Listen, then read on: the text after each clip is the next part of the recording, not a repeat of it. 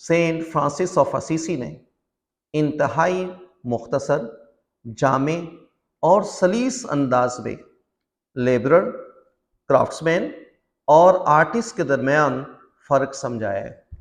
وہ کہتے ہیں A man who only works with his hands is a laborer۔ وہ آدمی جو صرف اپنے ہاتھوں سے کام کرتا ہے مزدور ہوتا ہے۔ A man who works with his hands and his brain is a craftsman۔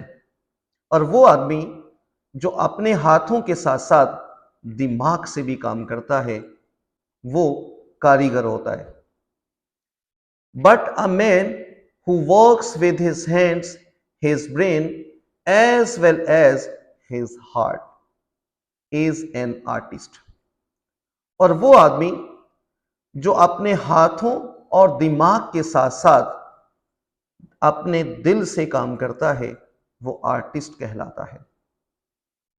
آج اس کمپٹیشن کے دور میں آپ کا جو بھی شعبہ ہے اس کو دل سے قبول کر لیجیے تاکہ آپ اپنی پروفیشنل رسپانسبلٹیز کو اچھے طریقے سے ادا کر سکیں، اور ان افراد کی طرح نہ بنے جو اپنے شعبے کو ذہنی اور قلبی طور پر قبول نہیں کر پاتے، اور جس کا نتیجہ یہ ہوتا ہے کہ وہ اپنے ڈپارٹمنٹ میں نمایاں مقام حاصل نہیں کر پاتے، بلکہ اپنی ساری زندگی ذہنی کوفت کا شکار رہتے ہیں۔